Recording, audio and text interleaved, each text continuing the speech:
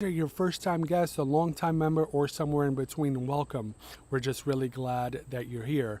If you're watching today's service from one of our social media platforms, I would encourage you to turn over to our website, which is rockyriverchurch.com, and there click on the blue button that says Watch Church Online, and you'll be able to pick up the service exactly where you left off right here.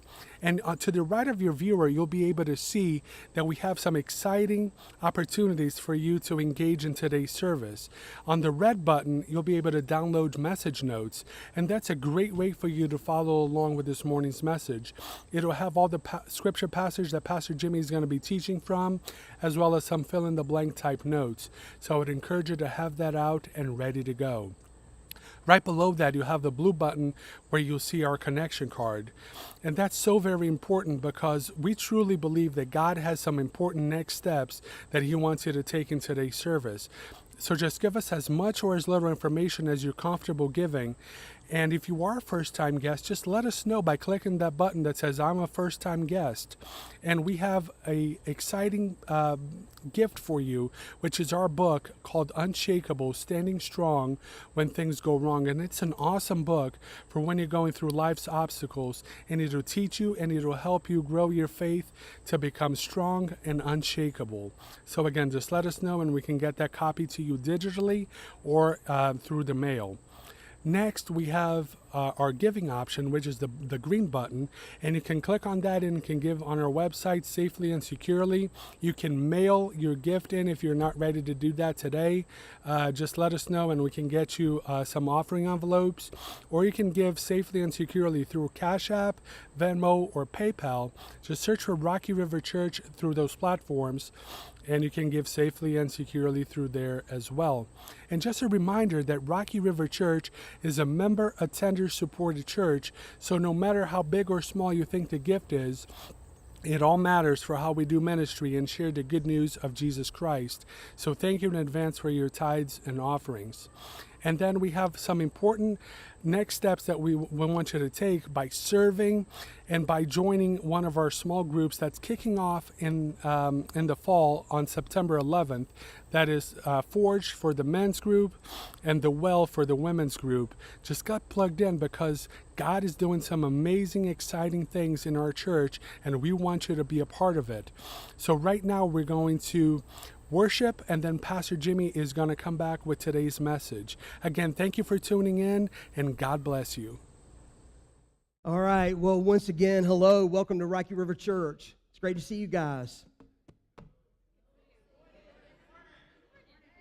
Man, you guys have me concerned. There you go. There you go. It is great to see you guys. If you are a first-time guest with us today, or we just haven't met yet, my name is Jimmy. I'm the lead pastor here, and so glad that you are here today. If you have a Bible with you, open it up or turn it on. Go to the book of Esther, which is in about the first third of your Bible. It's in the Old Testament. And go to Esther chapter 4. And then if you haven't already, find your message notes, get those out, and we're going to get started with today's message. So we are in week number 3 of a teaching series that we started just a couple of weeks ago, called Game On. And the idea behind the series is, well, it's simple. It's not easy.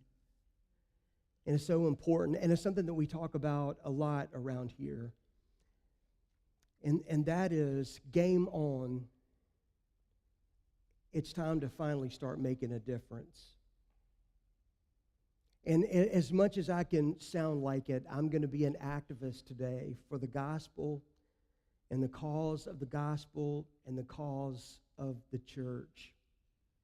Some of you know me well enough to know that, I'm a history guy. I love history. I love politics and government history. But I want to tell you, and I've known this for a long time, this is not a recent thing, but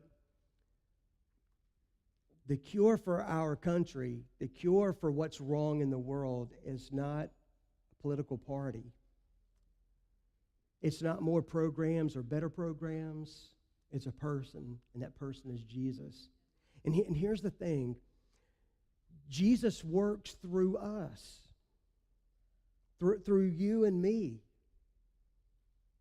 You may not realize this, and maybe you do know it, but you just haven't wrapped your life around it. I'm hoping that during this series, you will wrap your life around that very fact. In week number 1, we talked about knowing and doing the will of God. Last week, week number 2, we talked about God's call on Isaiah in Isaiah 6, verses 1 through 13.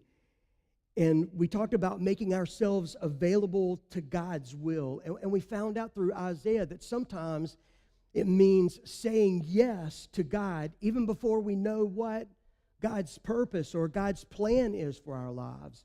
So sometimes it just means saying yes before you even know what the message or the mission is. And what was so powerful about that story, if you haven't read it, I encourage you to go back and read it, but also listen to that message. What's powerful is that after Isaiah had this amazing experience, this encounter, I would call it, with God, there was really no saying no to God. The only response from Isaiah was to say, "Here I am, send me, use me." Next week, we're going to talk about how God has gifted us. We're going to talk about the gifts of the Spirit. We're going to talk about how God has put us together, as a person and as a church, but how God has shaped us to do ministry in the world. But today, I want to talk about the fact that you and I are here. And I don't just mean here in this room. I mean that we're here in the world, that we're alive at this moment in time. You're not here on earth by accident. It's not a coincidence that you're here. Now, you might say, but Jimmy, wait a minute. My parents really didn't plan to have me. I'm an oops baby. I get it. I'm married to an oops baby. Karen's closest sibling to her, I think, is like, let's see, I have to do the math.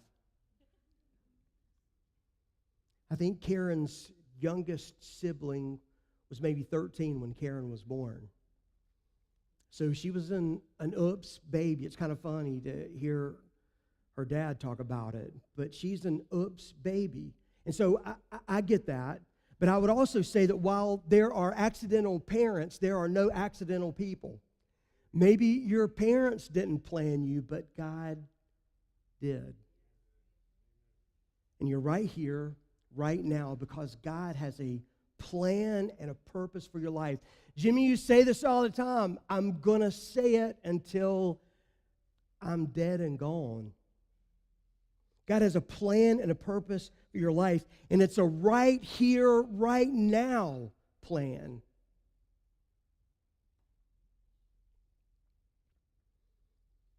What are you going to do with it?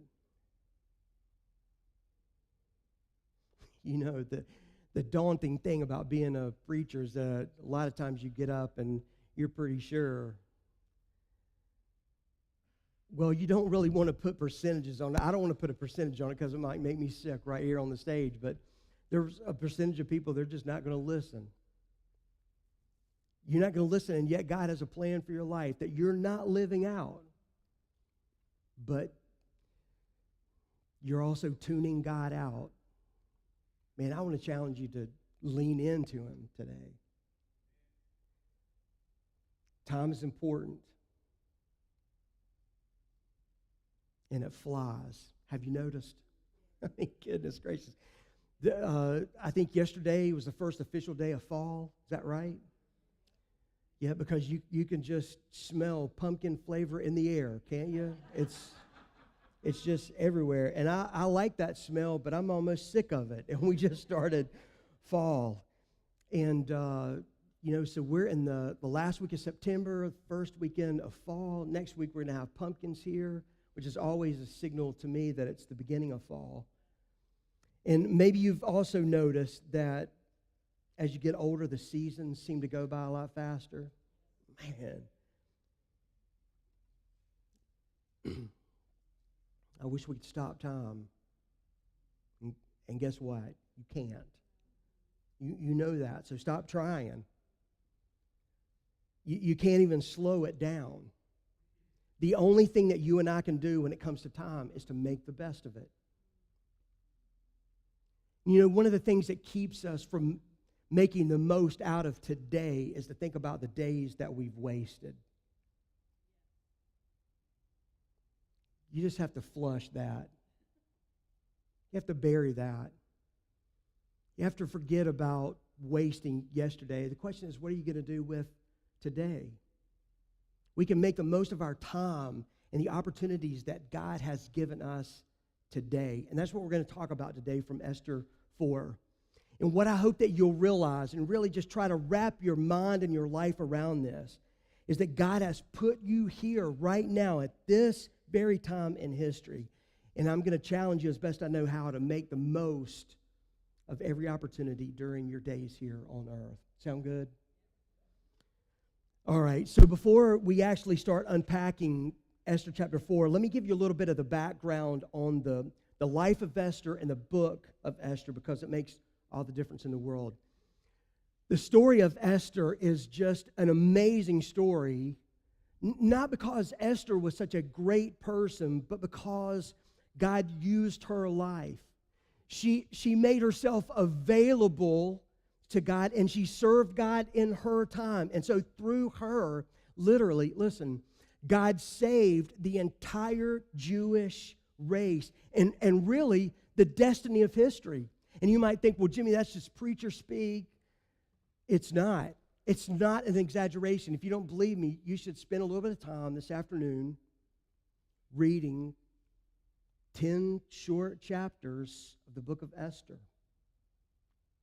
And of course, the chapters in the book of Esther, it's not like 50 pages like some chapters in a book. It's just very short, but it's an amazing, amazing story. See, 2,500 years ago, the Persians ruled the world. Say Persians. The Persian Empire, which is modern-day Iran, stretched from India to Africa. It was a huge place. The mighty King Xerxes was the emperor of Persia. Say Xerxes. Now, he was a powerful king, but he was also a notorious party animal. In fact, when the book of Esther opens up, Xerxes is throwing a party for the rich and powerful noblemen in Persia because he's wanting to go to war. And to go to war, he needs their power, their many, M-I-N-I, many armies, and he needed their money, frankly. So he needed their support. The party he is throwing lasted for 6 months. Think about that. Now, I was a teenager in the 1980s, and I went to some epic parties in the 1980s. My sister's watching. She threw about 3 of the epic parties that I went to, but none of them lasted for 6 months. I mean, 6 months, that's a long time. Well, I guess they didn't last that long. It was the 80s, so I don't really remember that much. But anyway, during this party, Xerxes got drunk. And he sent for his wife, Queen Vashti. Say Queen Vashti. Here's orders for her, contrary to popular belief for those of you who watched VeggieTales when you were a kid growing up. According to VeggieTales, Xerxes banished Vashti because she refused to make him a sandwich. But that's how you teach kids Bible stories. But his real orders were for her to come into the party wearing nothing but her crown. She was an exotic woman, and he wanted to show off his beautiful trophy wife to the other popular, powerful men who were there. And she refused. And you might say, well, good for you, girl. You should have. And I agree. I can't disagree. But her refusing the king like this, it brought some huge consequences for her life. I mean, it might not sound like a big deal. In fact, some of this sounds pretty good, but he divorced her. But in the divorcing, he banished her from his presence, which took away any security she might have. And he took away her queenship. She paid a heavy price for it. So what this does is it makes for a vacancy in the royal family. The king needs a new queen. So this search is made throughout the Persian Empire to find a new wife for the king.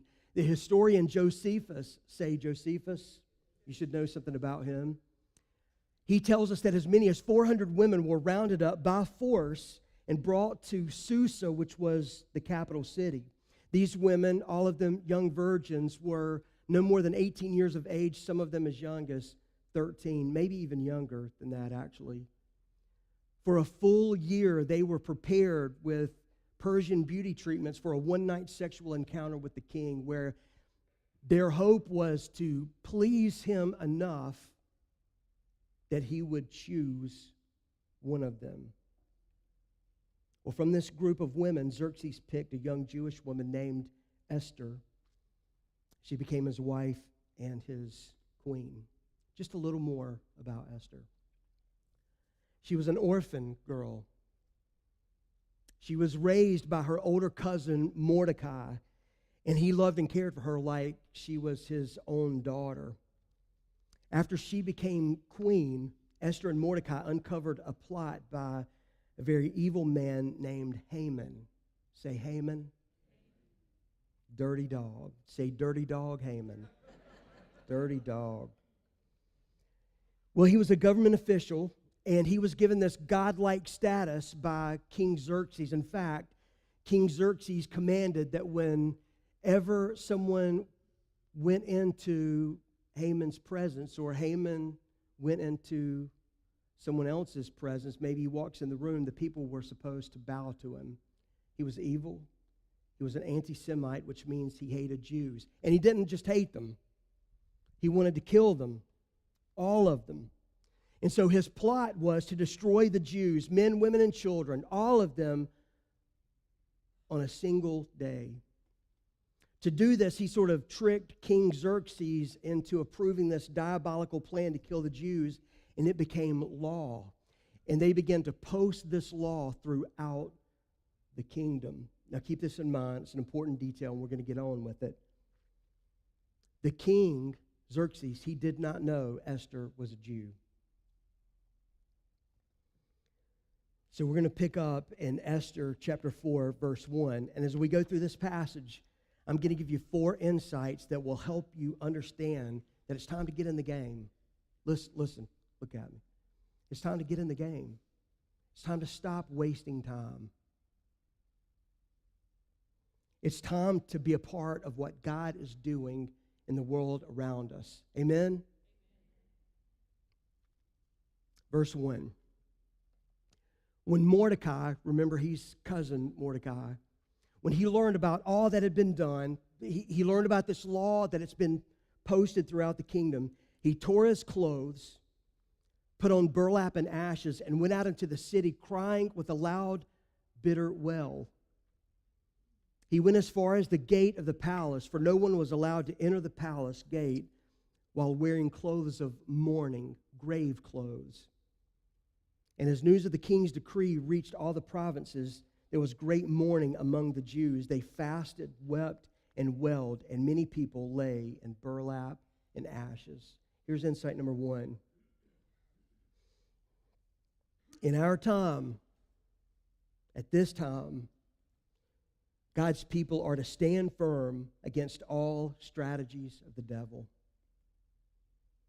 As God's people, we're to stand firm against all strategies of the devil right here, right now. So think about Mordecai. He had already told the officers that were at the king's gate that he was a Jew.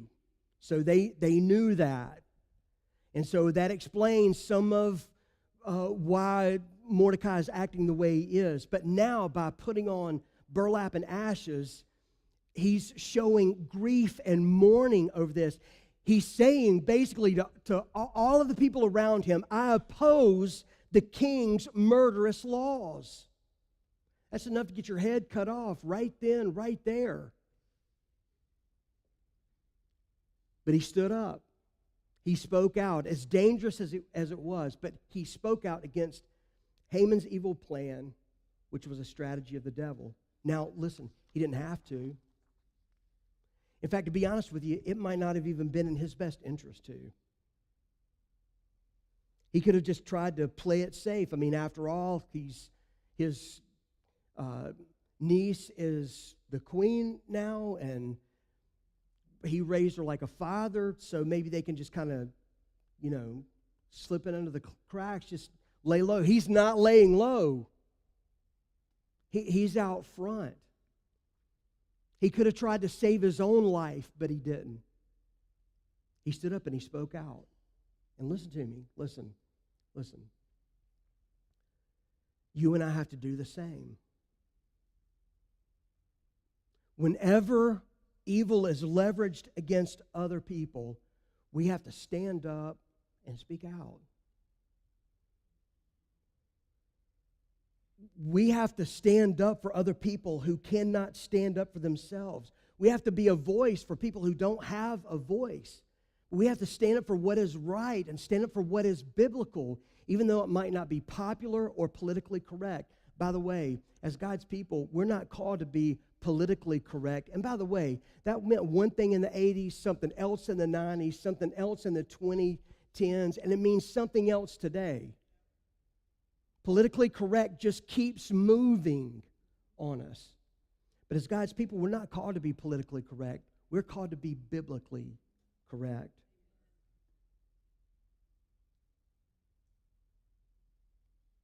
I love what Paul says in Ephesians chapter 6, verses 10 through 12. It's a challenge. It's a call to arms. And understand how I'm saying that. We don't declare war on spiritually lost people. You understand that, right? I'm not trying to raise up an army of people here so that we can go and start fighting against the government. Let me tell you the best way to start fighting against anything is start praying for it. There are times, you're going to see this just a little later if I remember to point it out. There are times when God's people had no voice. The only thing they could do was pray. They had no lobbyists working for them in the capital city. The only thing they could do is pray. And by praying and putting their trust in God, they changed the Roman Empire.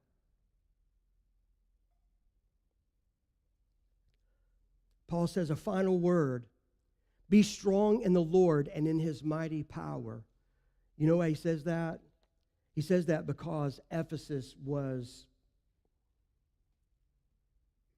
a bad place to live. It was an evil place.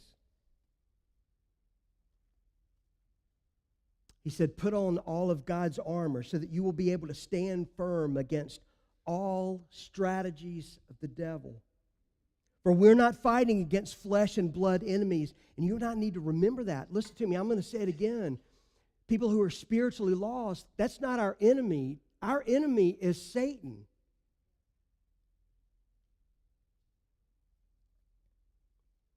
It's against the evil rulers and authorities of the unseen world. Against mighty powers in this dark world and against evil spirits in the heavenly places. That means in the air. As followers of Jesus Christ, we're to stand against all strategies of the devil. Stand up and speak out. Not through a protest. Protests and boycotts, they don't do anything. Praying does. Speaking up. Being a godly person, bringing godliness into a situation, man, that's what's needed. And I know what some of you are thinking. You're going, oh. I thought we were going to talk about getting up a militia here. No.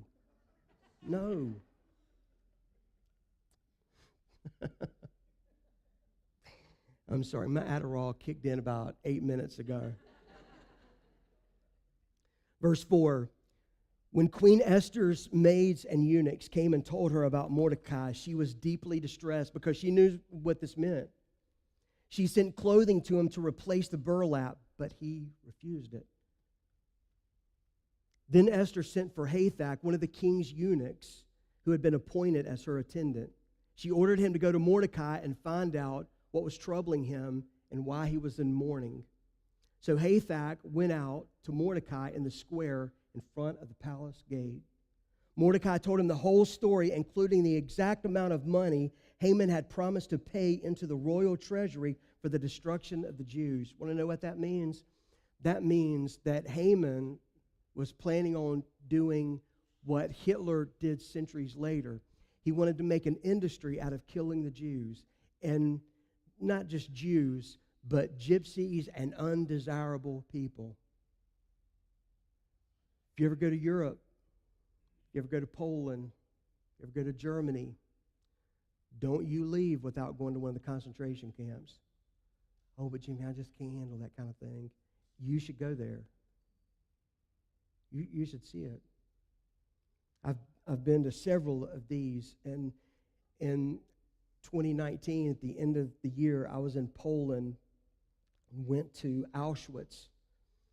We could take pictures practically any place there that we wanted to, except for about 4 places.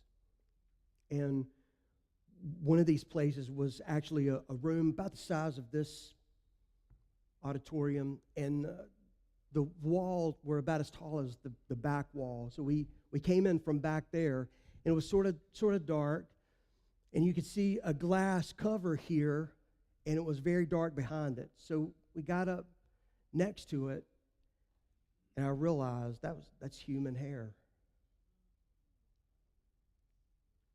And so our tour guide came in and told us that Hitler had created an industry out of killing Jewish people. They didn't want to waste anything.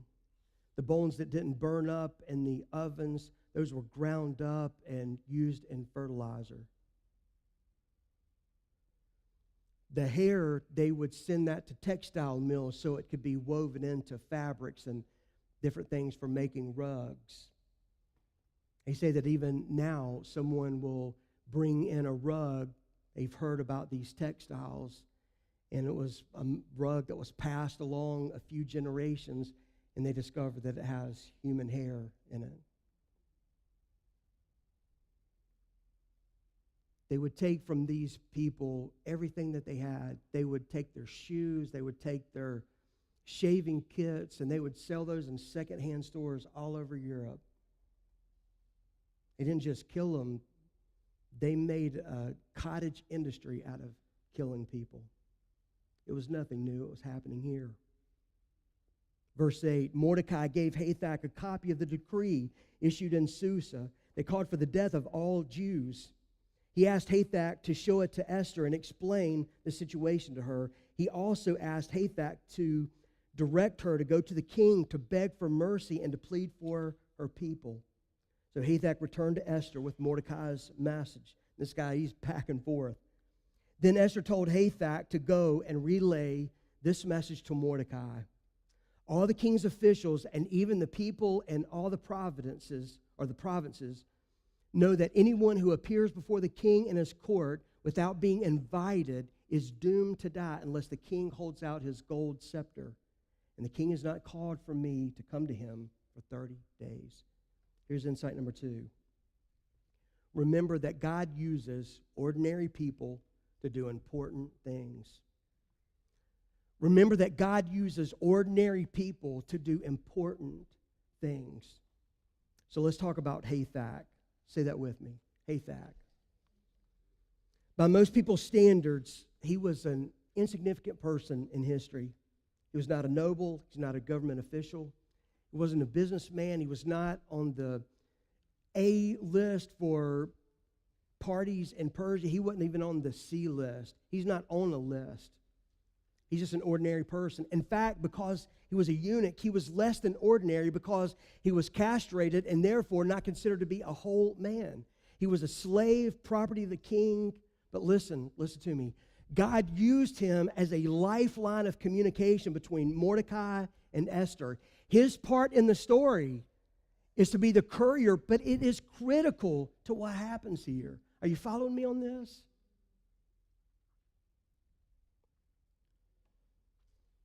Look in your notes at 1 Corinthians chapter 1. It says verses 26, 27.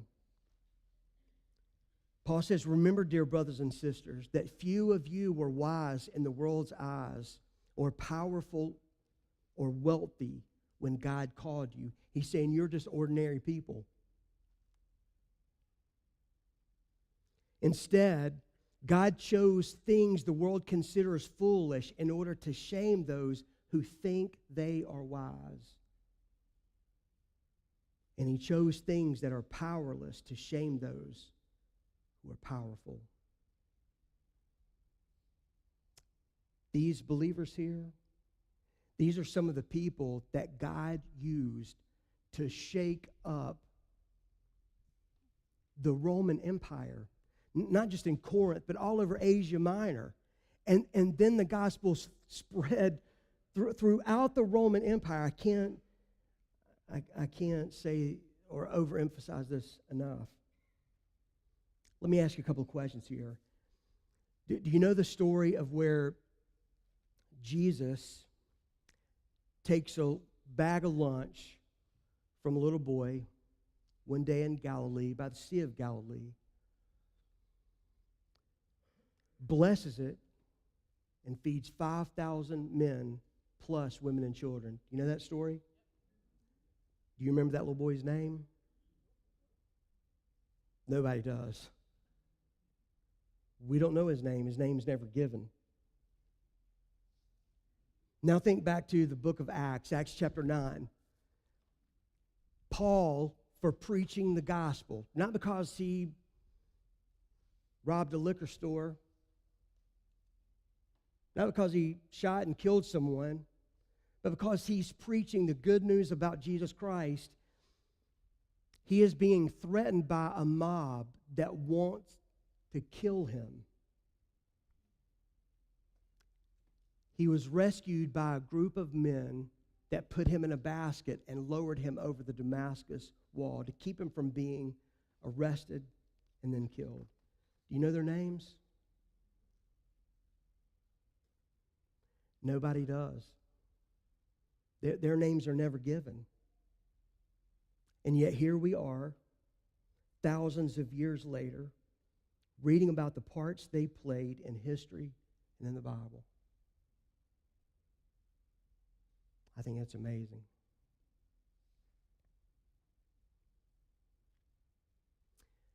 It made me this week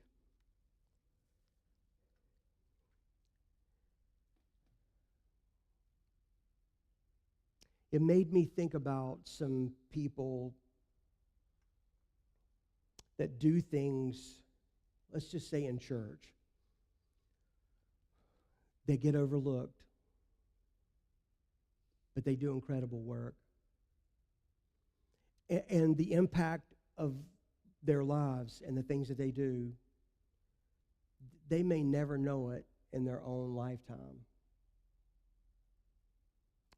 You know, like we have a preschool here. It's called The Bridge. And so my office is in an interesting place. It's the biggest one. I'm glad of that. I need the space. But it's also right next to the River Kids area. And about 11 o'clock, something like that, Monday through Friday, that's where the kids go in from the preschool and they learn their Bible lesson and then they sing their songs. And Liz does that, you know, Liz Bagley. She does a lot of the singing with them. And I think she knows my office is right next door. And so she has them extra loud. What she doesn't know is that doesn't bug me. I love that. I love hearing those kids sing about Jesus. Let me tell you something else you might not know.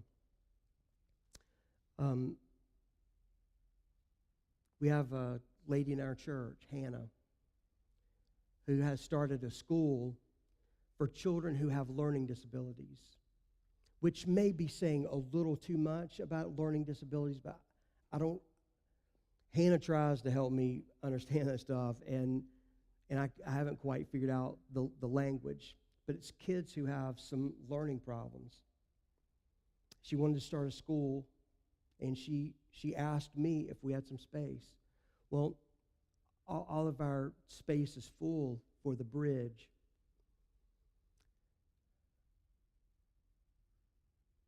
And so I said, listen, what if, she told me what she had at another place where she was. And so I said, what if we cut off a corner in here, or whatever you want. I said, if you want the whole worship center to be your classroom, you can do that. But what if you just take a part of this room and cordon it off and make a classroom out of that? And so that's what she's doing. So also, like right behind my office, I get to hear those kids learning as well. And I'm not sure how those teachers, I'm not sure, because I know it's not their pay. I'm not sure what the reward of all of that is for them. But I think that one day, the full extent of their reward will be known in heaven and not just here. That's how important our church is. And we have parents that come from all different kinds of backgrounds that bring their kids up here to learn preschool things, and they also learn about Jesus. And we have these families that have children that have learning disabilities. If you've never had a child that has learning disabilities, can you imagine the fear in that? Future fear, current fear, the frustration that must be involved in that. Not knowing where they're going to go to school, who they're going to be with, and they get to bring their kids and let Hannah teach them right here in this space that you guys provide. Now, in the world's economy,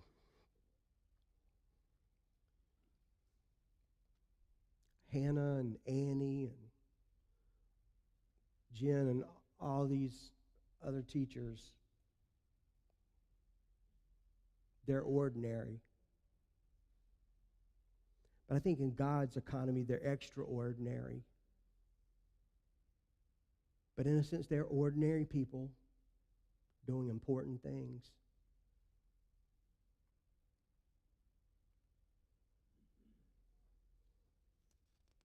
Verse 12. So Hathach gave Esther's message to Mordecai. Mordecai sent this reply to Esther: don't think for a moment that because you're in the palace, you will escape when the other Jews are killed. This is a warning. If you keep quiet at a time like this, deliverance and relief for the Jews will arise from some other place, but you and your relatives will die. Who knows if perhaps you were made queen for just such a time as this? Here's insight number 3. Remember that God is sovereign. That means that God is in control. And that God is working things even when you and I don't realize it. Even when we're frustrated. The Bible says in Romans 8:28, and we know that God causes everything to work together for the good of those who love God and are called according to His purpose for them. Did you know that in the book of Esther, again, a book in the Bible, but God's name is never mentioned in it at all? Did you know that? And yet his fingerprints are all over this story. He's everywhere in these 10 chapters. And what makes this story so important is that in Esther, we learn about the circumstances that were important to the survival of God's people while they were in Persia.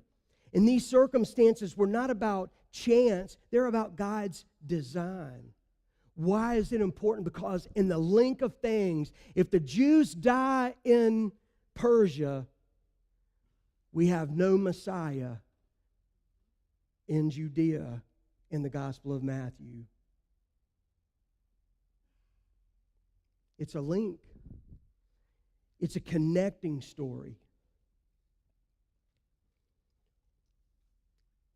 And in Esther, we learn that God is in control of history. Not King Xerxes, not President Biden, not President Trump. God is in control. God is sovereign. What Mordecai recognized is that Esther being in the palace was not an accident. He didn't say it, but that's what he meant when he asked her the question, who knows if perhaps you have been made queen for just such a time as this? What he's doing is he's calling her to review her life. He's saying, hey, think about the circumstances. There's no way you should be here. You're an orphan girl from the exiled slaves. And you're queen. And now the king wants to kill all your people. There's got to be more to this. Listen, we don't have time today, but sometime today, later today, or sometime this week, you ought to stop and think about your own life. Think about where you are. Think about the circumstances that have brought you up to this point. Here's what I bet. I'll bet that you will discover that God's hand has been a part of what has gotten you here. And while you may feel like you are in the wasteland, it may be that God has brought you to where you are so that He can use you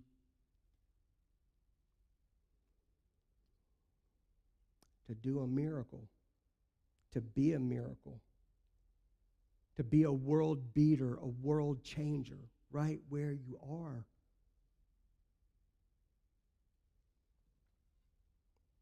We have just a few more verses. Let's get to them. Verse 15.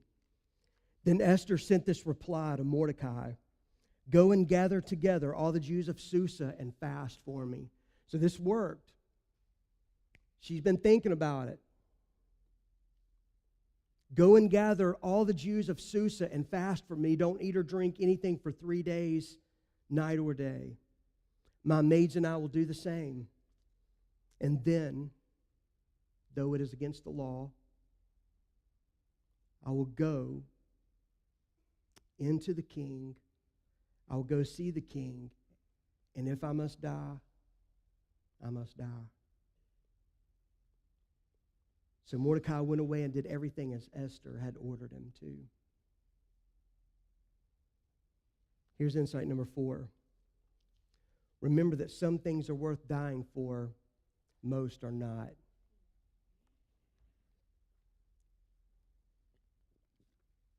Like Monday night after the game, I got surrounded by a group of New Orleans Saints fans. I thought about this message. Some things are worth dying for. Most are not. That wasn't one of those moments. The last 7 words Esther spoke in verse 16 are some of the most powerful words you'll ever find. If I must die, I must die. Esther didn't want to die, but she's willing to. Why? Because saving her people, thus fulfilling God's purpose for her life, that was worth the price of her life. One more time, I want to look back at what Paul says. This is in Philippians 1, verses 20 and 21. And remember that here Paul is again in prison. He's in prison for preaching the gospel. Eventually, the Romans do kill him, but he lives under that threat continually. And he says, "For I fully expect and hope that I will never be ashamed, but that I will continue to be bold for Christ as I have been in the past." It's that boldness. It's standing up and speaking up, sharing hope with other people that's gotten him to this place. And he said, "And I trust that my life will bring honor to Christ whether I live or die. For to me, living means living for Christ, and dying is even better."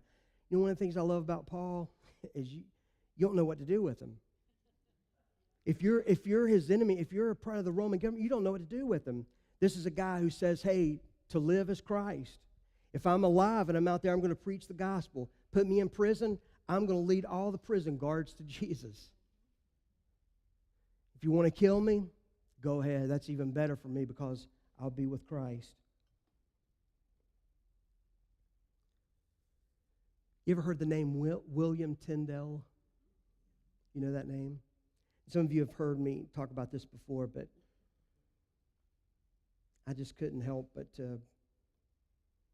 bring it back up. It's so powerful.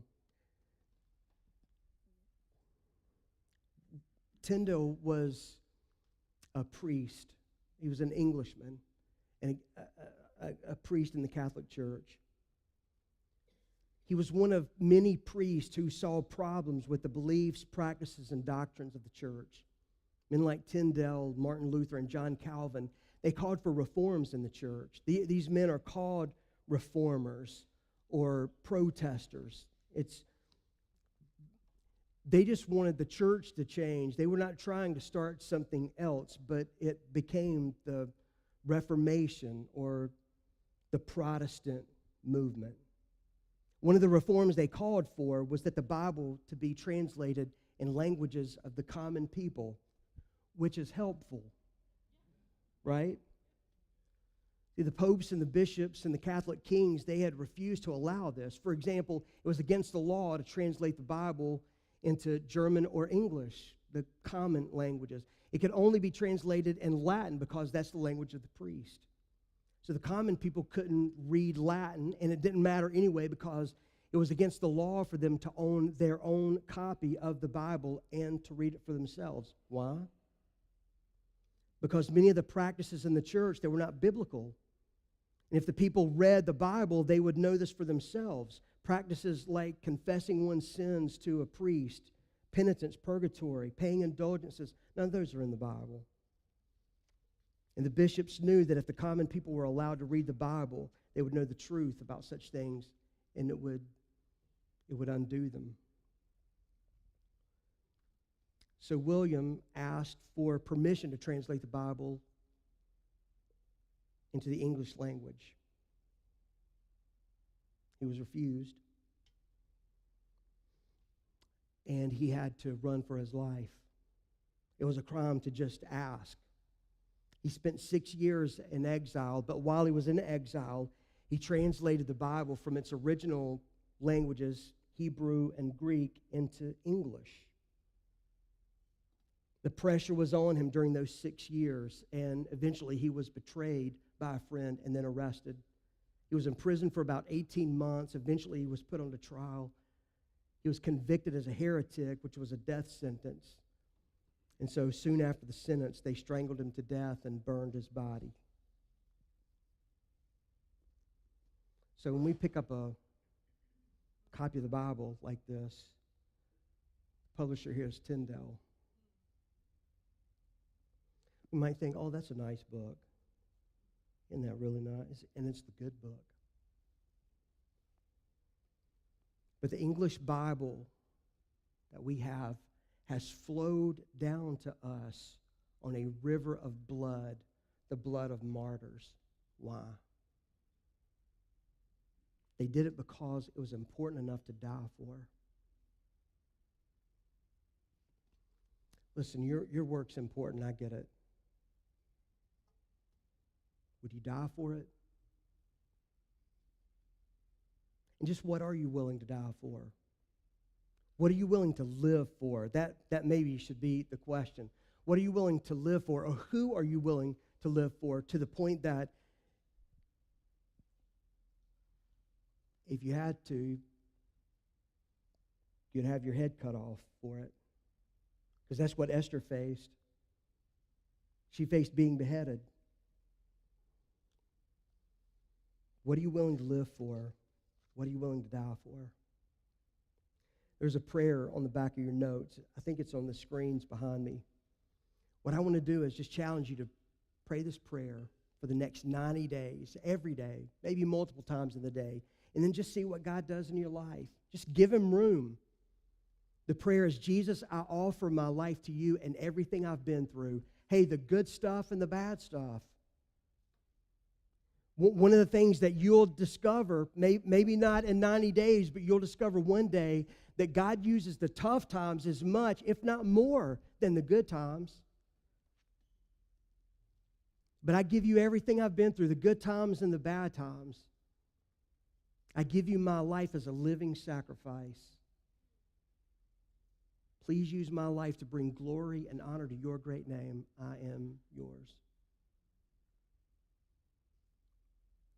Don't waste your life. Stop wasting it. Use it for the glory of God. Make it count. Now is the time.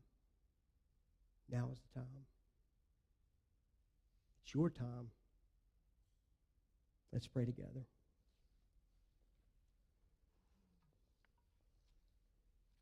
I want everyone, once your head is bowed, your eyes are closed, I want you to mean this prayer in your heart. I want you to listen. I'm going to read it twice.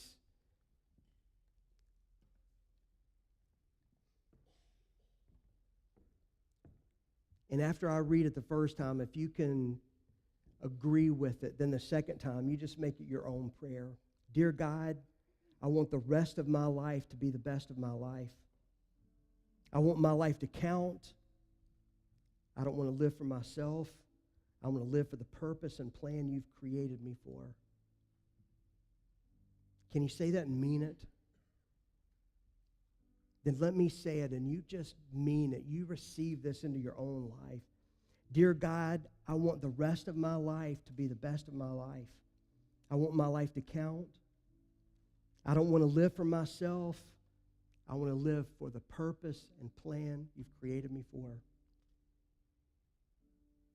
And then again, with every head bowed, every eye closed, if you've never opened your life to Jesus Christ, regardless of your religious background, just say this prayer with me. Just say, Jesus Christ, please make yourself real to me right now. I don't understand all of this, but if you're real, I open up my life to you. I want to know you. I want to learn to trust you and love you. I open up my life right now to your plan and your purpose. God, thank you for loving me and saving me. Jesus, it's in your great name that I pray. Amen.